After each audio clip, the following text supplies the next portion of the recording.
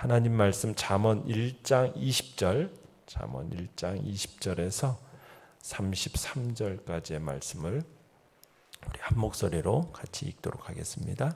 잠언 1장 20절에서 33절까지의 말씀입니다. 시작. 지혜가 길거리에서 부르며 광장에서 소리를 높이며 시끄러운 길목에서 소리를 지르며 성문 어귀와 성중에서 그 소리를 발하여 이르되 너희 어리석은 자들은 어리석음을 좋아하며 거만한 자들은 거만을 기뻐하며 미련한 자들은 지식을 미워하니 어느 때까지 하겠느냐. 나의 책망을 듣고 돌이키라. 보라, 내가 나의 영을 너희에게 부어주며 내 말을 너희에게 보이리라. 내가 불렀으나 너희가 듣기 싫어하였고 내가 손을 폈으나 돌아보는 자가 없었고 도리어 나의 모든 교훈을 멸시하며 나의 책망을 받지 아니하였은즉 너희가 재앙을 만날 때 내가 웃을 것이며 너희에게 두려움이 임할 때 내가 비웃으리라. 너희의 두려움이 광풍같이 임하겠고 너희의 재앙이 폭풍같이 이르겠고 너희에게 근심과 슬픔이 임하리니 그때 너희가 나를 부르리라. 그래도 내가 대답하지 아니하겠고 부지런히 나를 찾으리라. 그래도 나를 만나지 못하리니 대저 너희가 지식을 미워하며 여호와 경외하기를 즐거워하지 아니하며 나의 교훈을 받지 아니하고 나의 모든 책망을 업신 여겼음이니라. 그러므로 자기 행위의 열매를 먹으며 자기 꾀에 배부르리라. 어리석은 자의 퇴보는 자기를 죽이며 미련한 자의 안일은 자기를 멸망시키려니와 오직 내 말을 듣는 자는 평안히 살며 재앙에 두려움이 없이 완전하리라. 아멘. 오늘 말씀의 제목은 기회는 누구에게나 라는 제목으로 말씀을 나눕니다. 오늘 본문에서는 지혜가 20절에 보시면 길거리에서 어리석음과 거만에 집착하는 자들을 향해서 경고하는 내용입니다. 이 지혜를 지금 의인화시켰고 그리고 이 지혜라는 것이 신적인 권위를 지닌 것으로 지금 묘사를 해놓고서 강력하게 지금 그의 말을 들을 것을 촉구를 하고 있습니다. 우리가 어제 말씀에서는 파멸뿐인 이 죄의 유혹을 뿌리칠 것을 권면했었는데 오늘은 솔로몬이 이제 참 지혜의 소리를 빌어서 완고하고 거만한 인생, 또 듣기를 거부하고 죄를 돌이키기를 거부하는 그 인생을 향해서 심판을 선포하고 있습니다. 자, 20절, 21절을 우리 다시 한번 읽어보겠습니다. 시작. 지혜가 길거리에서 부르며 광장에서 소리를 높이며 시끄러운 길목에서 소리를 지르며 성문 어귀와 성중에서 그 소리를 발하여 이르되. 자, 솔로몬이 지금 길거리, 광장, 시끄러운 길, 성문 어귀, 성중, 지금 이런 말들을 통해서 지금 말하고자 하는 바가 뭐냐면 많은 사람들이 지금 모이는 공공장소입니다. 이 장소에서 지금 지혜가 소리를 높여 말하고 있다는 거예요. 이 지혜로운 초청은 지금 이 말은 뭐냐면 지혜로운 초청이 누구에게나 열려 있다는 얘기입니다. 누구나 듣고 순종해야 할, 어떻게 보면 이 지혜가 보편성과 공공성을 지니고 있음을 오늘 이 20절, 21절에서 얘기를 하고 있는 거예요. 자, 그런데 내용관찰 문제 1번을 보시면요. 지혜를 거부하는 세 부류는 어떤 사람들이며 지혜는 어떤 말로 그들을 권고하고 있습니까? 자, 먼저 22절을 한번 읽어보죠. 시작. 너희 어리석은 자들은 어리석음을 좋아하며 거만한 자들은 거만을 기뻐하며 미련한 자들은 지식을 미워하니 어느 때까지 하겠느냐. 자, 지혜를 거부하는 세 부류의 사람을 22절에서 얘기하고 있죠. 누구입니까? 어리석은 자, 거만한 자, 미련한 자. 그죠? 그러니까 지혜가 지금 온 세상의 사람들 향해서 선포되는 그런 상황 속에서 지혜의 소리에 전혀 관심을 두지 않고 여전히 지금 어리석음과 거만함과 미련함에 빠져서 살아가는 무리들이 있다라는 거예요. 그들을 향해서 지금 뭐라고 하고 있습니까? 언제까지 언제까지 거기에 머물러 있을 생각이냐? 지금 이렇게 묻고 있는 겁니다. 그러니까 어리석음, 거만함, 미련함, 이것은 한마디로 말해서 하나님의 지혜를 무시하는 사람들의 대표적인 특징입니다. 자, 여기서 어리석음이라는 것은 뭐냐면 어떤 일을 좀 심사숙고해야 되는데 심사숙고하지 않는 거예요. 그래서 항상 악의 유혹에 쉽게 현혹되는 태도가 지금 이 어리석음입니다. 거만함이라는 것은 훈계와 충고를 우습게 여기는 거예요. 그리고 자기만 옳다고 훌륭하다고 생각하는 거죠. 그러면서 남을 쉽게 조롱하고 폄하하는 태도가 바로 거만함입니다. 그래서 미련함이라는 것은 어떤 지식이라도 그것에 구속받기를 싫어해요. 그래서 고집이 세고 완고해서 남의 충고에 대해서 아랑곳하지 않는 태도, 이게 바로 미련함을 얘기하고 있습니다. 자, 이런 지혜를 거부하는 사람들의 모습을 지금 보여주고 있는 거예요. 자, 23절을 한번 읽어보겠습니다. 23절 시작. 나의 책망을 듣고 돌이키라. 보라, 내가 나의 영을 너희에게 부어주며 내 말을 너희에게 보이리라. 지금 지혜가 대로에서 불순종하는 사람들을 향해서 지금 공개적으로 책망하면서 뭘 촉구하고 있습니까? 회개를 촉구하고 있어요. 돌이켜라. 그러니까 지혜의 책망을 듣고 돌이키면은 참된 인생을 성공으로 이끄는 무엇을 선물로 받는다고 얘기하고 있습니까? 내가 나의 영을, 나의 영, 성령을 선물로 받게 된다고 권고하고 있는 거예요. 나의 영, 나의 영이라는 건 바로 지혜와 총명의 영을 의미하는 건데 신약 용어로 표현하자면 성령을 뜻하는 겁니다. 여기서 또 부어준다라고 얘기했죠. 나의 영을 너에게 부어준다, 용솟음치다, 풍성이 바라다, 이런 뜻이에요. 신약의 용어로 변화시킨다면 뭐냐면 성령의 충만함을 받은 상태를 가리키는 겁니다. 자, 이런 사실을 감안하면 내 말을 너희에게 보이리라, 이것은 뭘 얘기하는 거겠어요? 이 말씀은 성령이 지도하시고 깨우쳐 주시고 알게 하시는 그런 사역을 가리키는 겁니다. 그러니까 지혜의 이 책망을 듣고 회개하면은 어떤 역사가 일어나는 거예요?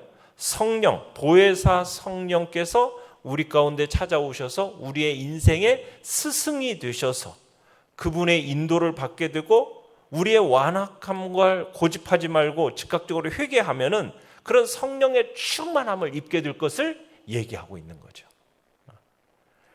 자, 그런데 24절, 25절을 한번 읽어보겠습니다. 시작. 내가 불렀으나 너희가 듣기 싫어하였고 내가 손을 폈으나 돌아보는 자가 없었고 도리어 나의 모든 교훈을 멸시하며 나의 책망을 받지 아니하였은즉. 자, 지혜가 그들을 향해서 그렇게 목놓아 외칩니다. 그런데 그 지혜의 소리에 귀를 기울여요? 안 기울여요? 기울이는 자가 아무도 없다라는 이 안타까운 현실을 이야기하고 있어요. 지혜로운 삶에 대해서 촉구하고 죄에 대해서 회개하기를 요청하고 있는데 그걸 다 거절하는 겁니다.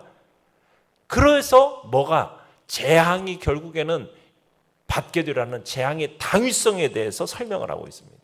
그 당위성을 두 가지로 제시하고 있죠. 뭐냐면은 하나는 큰 소리로 부르고 외쳤는데 그 부르는 소리를 어떻게 했대요? 거절했대요. 다른 하나는 뭐예요? 손을 폈대요. 그랬는데 뭐 했어요? 돌아보는 자가 없었다. 손을 폈다라는 건 뭐냐면은 사람들의 시선을 모으기 위해서 취하는 일반적인 행동을 가리키는 말입니다. 그러니까 지혜가 사람들로 하여금 어찌하든 회개하도록 적극적으로 지금 노력을 했다라는 거예요. 그런데 악한 자들은 어떻게 했대요? 이런 회개 촉구에 대해서 관심이 있었어요, 없었어요? 도무지 관심을 기울이지 않은 거예요. 지혜의 교훈과 책망에 대해서 지금 어리석은 사람들이 패역한 반응을 보이고 있는 겁니다. 지혜의 이 교훈과 책망은 죄에서 돌이켜서 정말 하나님을 기쁘시게 하고 성공적인 삶으로 살아가는 첩경인데, 그런데 이 미련한 자들은 이 교만과 책망의 가치를 모르고 그것을 거부해버린 거예요. 자, 그 결과 26절, 27절 어떤 일이 일어났습니까? 시작. 너희가 재앙을 만날 때 내가 웃을 것이며 너희에게 두려움이 임할 때 내가 비웃으리라. 너희의 두려움이 광풍같이 임하겠고 너희의 재앙이 폭풍같이 이르겠고 너희에게 근심과 슬픔이 임하리니. 자, 여기서 지금 뭘 얘기하고 있어요? 지혜의 훈계와 책망을 거부하는 자에게 뭐가 임할 것을 얘기하고 있습니까? 불행이 임할 것입니다. 그때 지혜가 보일 반응은 어떤 반응을 보일 거라고 점층적으로 막 표현되고 있죠. 지금 그 지혜의 훈계와 책망을 거부하니까 완전한 파멸을 가져다주는 재앙이 임할 거라는 거예요. 도무지 감당할 수 없는 이 두려움, 전율이 임하게 될 거라는 겁니다. 이 두려움을 불러일으키는 대적들이 지금 밀려드는 상황이 일어나게 될 거라는 거예요. 이런 상황이 일어나면 누구나 어떤 생각하게 돼요? 누가 나를 구원할 자 없을까? 이렇게 지금 자신을 구원할 자를 찾게 되는데, 그런데 이 지혜의 교훈과 책망을 멸시한 자들에게는 뭐밖에 없다라는 겁니까? 멸시와 조소만 당할 거라는 거예요. 비웃음만 당하게 될 거라는 거예요. 고통과 공포 가운데 아무런 대책 없이 파멸당하게 될 거라는 거예요. 지혜가 그들에게 아무런 손길도 내어주지 않을 거고 그냥 무관심과 비웃음으로 일관하게 될 거다. 지금 그렇게 얘기하고 있습니다. 지금 여기서 광풍과 폭풍이라는 단어를 썼는데 이건 뭐냐면 철저한 황폐, 완전한 파멸, 이것이 초래되어지는 재난의 의미를 지금 반복적으로 지금 사용하고 있는 겁니다. 그러면서 악인에게 임하는 이 두려움, 재앙이, 필연이 그들의 파멸로 귀결될 것을 지금 강조하고 있는 거죠. 그리고 근심과 슬픔이라는 유사한 단어를 반복해서 사용하면서 지금 악인들이 당연히 헤어날 수 없는 절박한 상황을 지금 강조하고 있는 겁니다. 그러니까 이 지혜의 훈계와 책망을 거절한 결과가 어떠한 끔찍한 결과가 나타나게 되는지를 지금 보여주고 있는 거죠.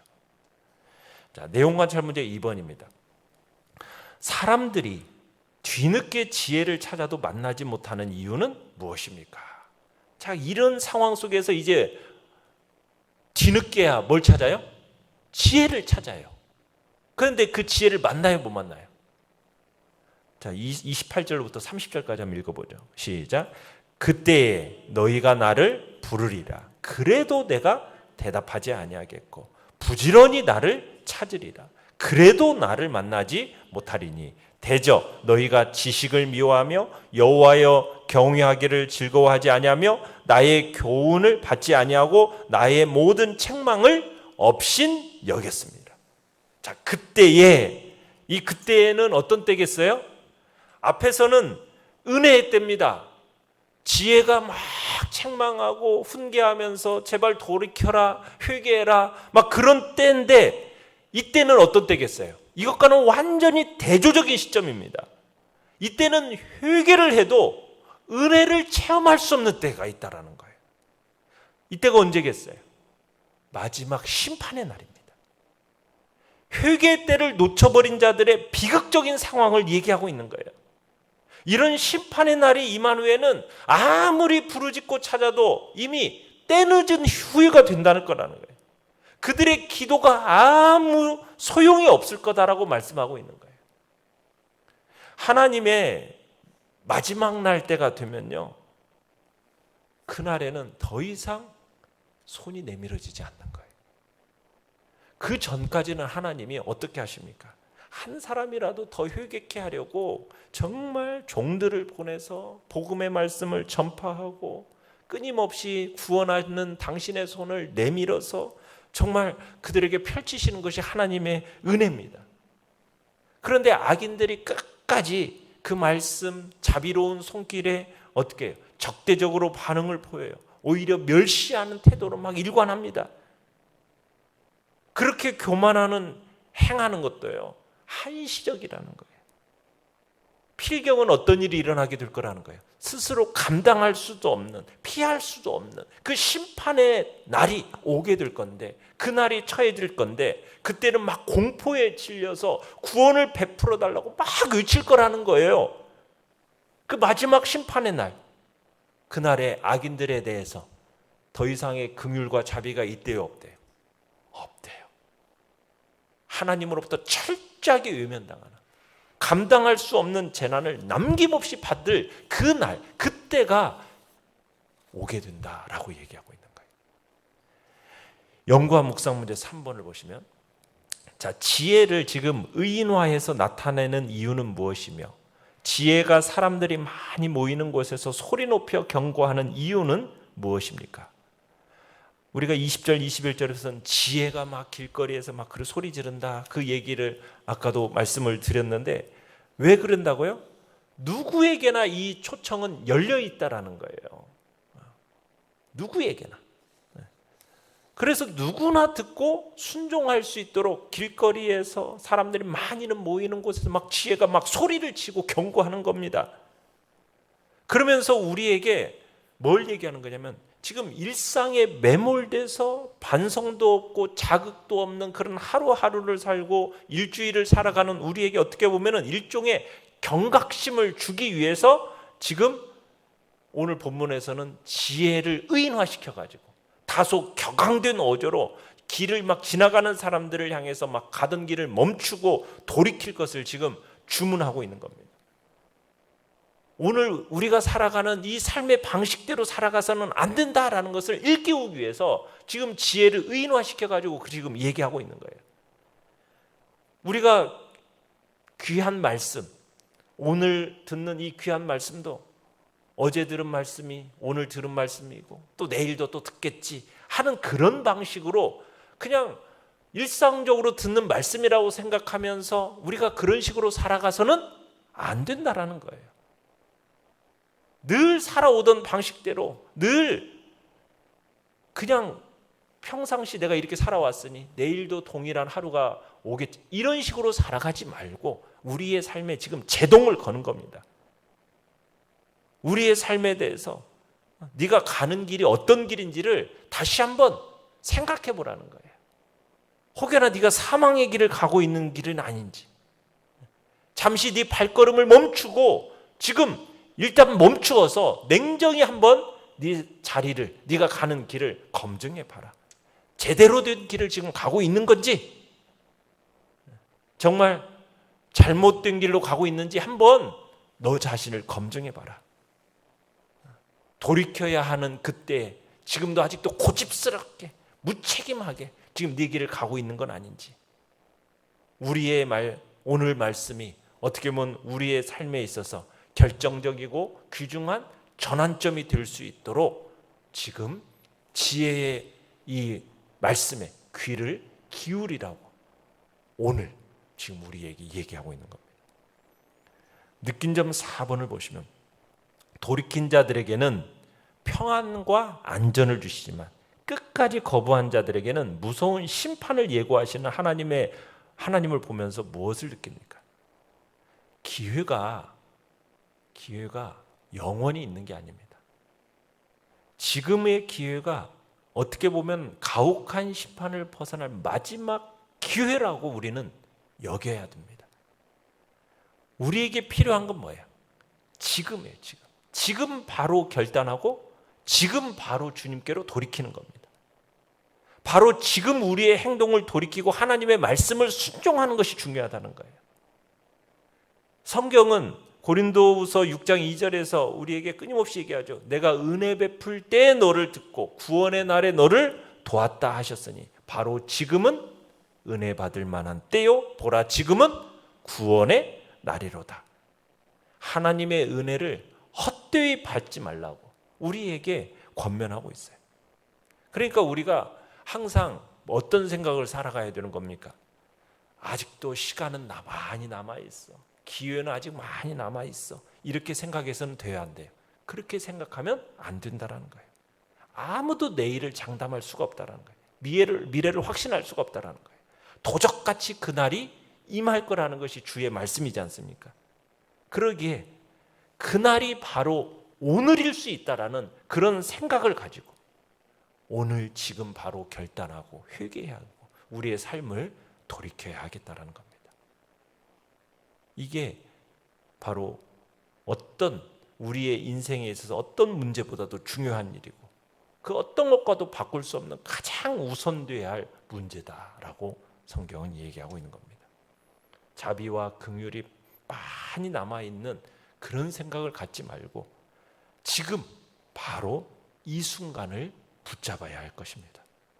이 순간 하나님의 돌이키시는 말씀을 붙잡고 나아갈 때 바로 심판과 슬픔과 재앙을 피할 수 있게 되고 이 복된 회개의 기회, 돌이킴의 기회를 남용해가지고 영원히 슬피 울며 이를 가는 비탄한 처지에 빠지지 않도록 우리는 항상 오늘을 소중하게 여기고 하나님께서 주신 이날 우리에게 주시는 말씀을 우리는 붙들고 믿음으로 승리의 길을 걸어가겠다라는 그런 복된 결단을 오늘 하면서 살아가시길 바랍니다. 결단과 적용 5번입니다. 내가 알면서도 외면하고 있는 하나님의 명령은 무엇입니까? 더 늦기 전에 돌이키고 순종하기 위해서 오늘 무엇을 실천해야 하겠습니까?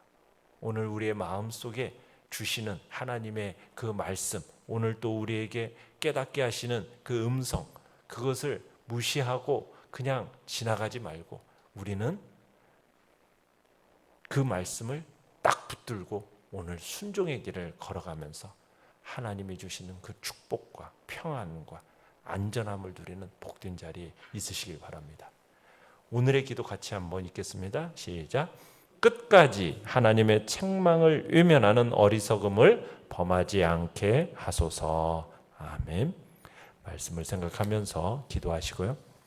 연약한 우리의 지체들을 위해서 기도해 주시고 오늘 수요 예배를 위해서 기도해 주시며 또 새롭게 주의 교회에 나온 이들을 하나님께서 잘 적응하고 주님의 교회 안에서 믿음으로 잘 성장해 갈 수 있도록 위해서 기도해 주시고 또 이제 우리가 전가족 수련회를 준비하고 나아가는 모든 과정 가운데 하나님의 풍성한 은혜를 놓고 기도해 주시기 바랍니다. 주여, 우리 세 번 부르짖며 나아가겠습니다.